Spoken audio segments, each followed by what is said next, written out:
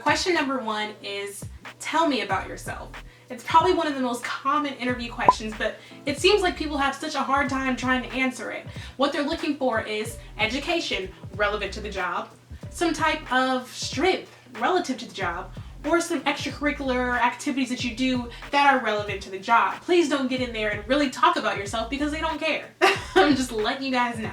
They really don't care. They don't want you to go in there and say, well, my name is Erica, I love to fly kites, I really enjoy Olive Garden, but I've been trying Red Lobster lately, it's pretty good. Like, no, they don't care about that. What you want to do is go in there and tell them, look, my name is Erica, I have this type of education, I'm good at this, and these things would be good for you and your company, because that's what they're looking for you to say. So I'm going to tell you guys, well, I kind of just showed you guys what not to do, and now I'm going to show you guys how I would handle that interview question.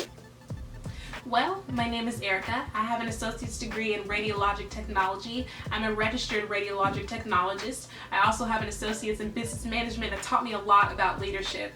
Then I went to college again for sonography. I graduated from my sonography program and got registered as an OB sonographer. And I think all these things will be really helpful here. So question number 2 is going to be, where do you see yourself in 5 years? This is a trick question, people. This is not personal. This is all business. Never forget that. So when they ask you, tell me about yourself, or not tell me about yourself, but where do you see yourself in 5 years, they want something that is company related. You want to make sure not to go into your personal life and things like that, because those aren't really matters that they're thinking about. They're thinking about something that is company related. So for me, when they ask me that, I wouldn't go into the fact that I want to become a doctor and things like that, because that's personal, that's none of their business, and it also takes me away from the job that I'm being hired for at their company. So they don't want to see me going on to do things like that, because that means I'm not here anymore. You want to make sure that everything you say is company related. So let's see how I handle that situation. I'm pursuing my bachelor's degree in radiation science with an emphasis in management right now. So hopefully in 5 years I'll be able to take on a management or leadership type of role in your company. Number 3 is going to be, what is your biggest weakness and how did you overcome it? This question is looking for an answer that has a solution, not an answer that has a deal breaker. So a deal breaker would be, okay, so what is your biggest weakness? My biggest weakness is I can't work with people. That's a deal breaker in healthcare. You have to work with people. Another one could be, my biggest weakness is I like to take things out of people's purses. That's a deal breaker. You want to make sure that your answers are not crazy. So if you want to answer this question, you would answer it.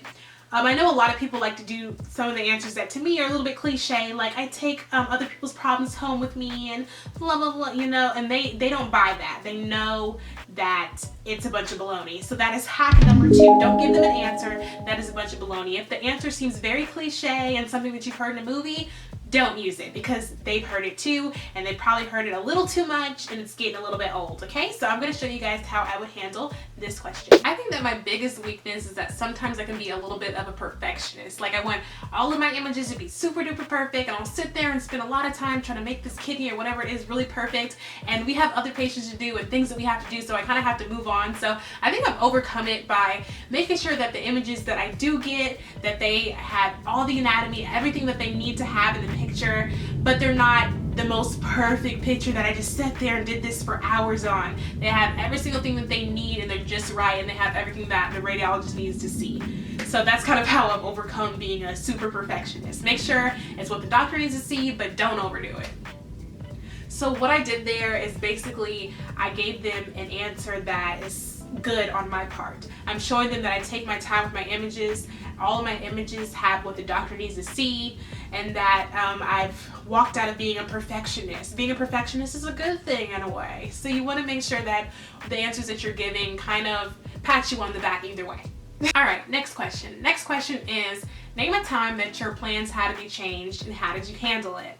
This question is all about availability, being able to be there whenever they want you to be there, scheduling, things like that's what they're looking for. They want to make sure that if they have to call you in, if they have to do something with you that's outside of the normal hours, you're supposed to be there, will you be there, can they count on you? So I'm going to show you guys how I answer that question.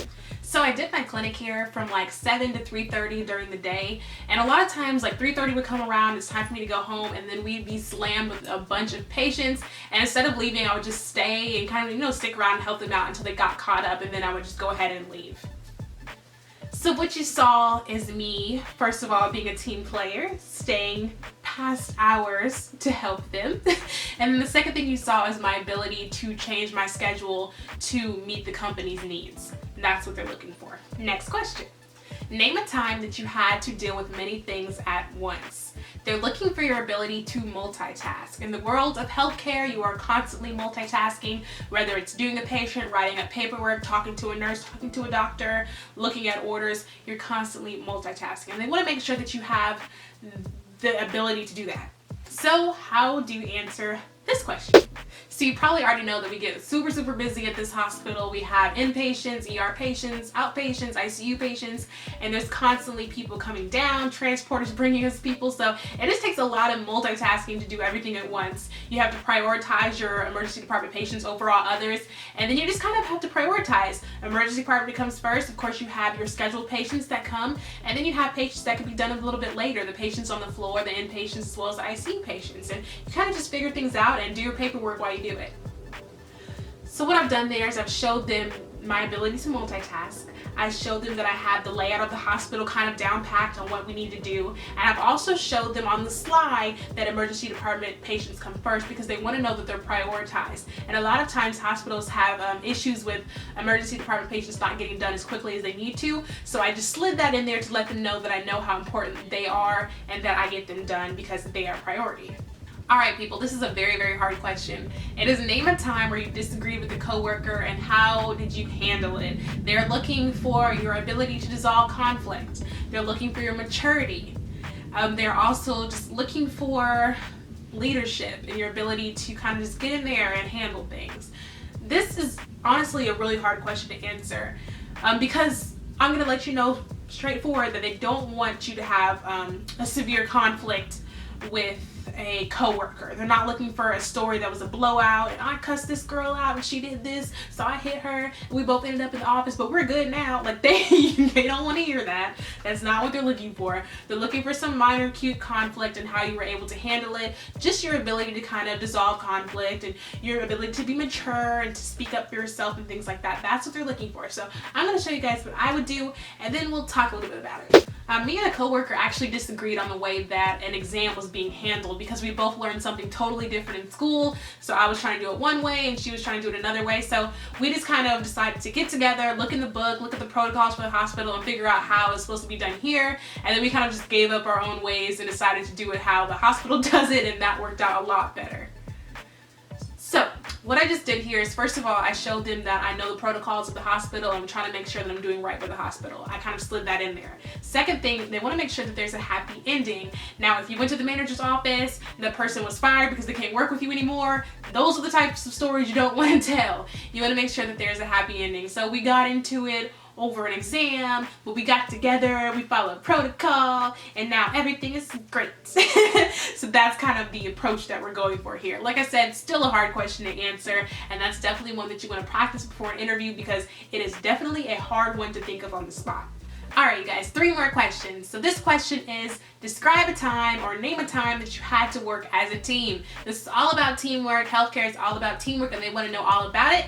So this is how I would answer that question. I think we're constantly working as a team. I mentioned earlier that we have, of course, the emergency room, inpatient, ICU, and all those patients to handle. So most of the time I'll have somebody scan the person while I write it up, or I'll scan while they write it up, and we'll kind of take turns transporting as well.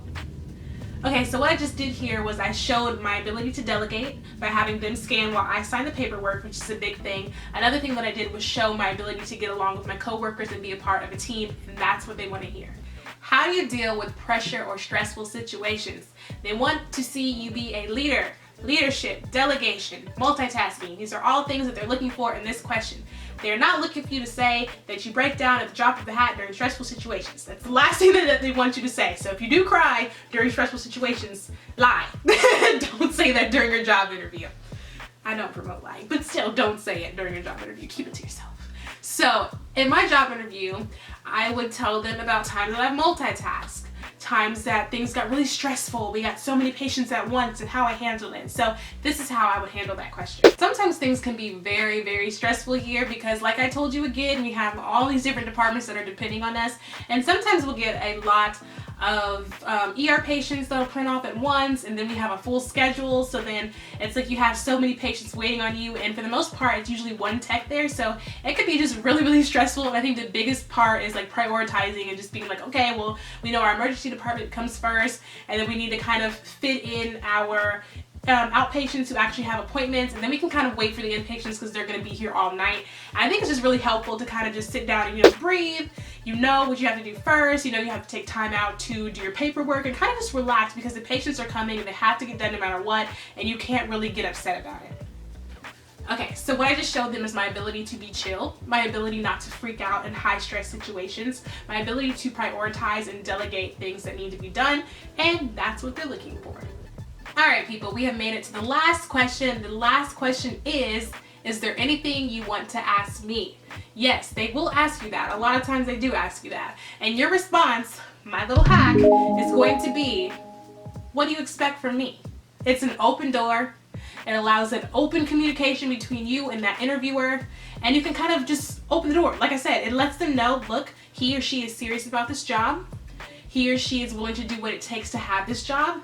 And he or she wants to know more about this job because they are serious about it.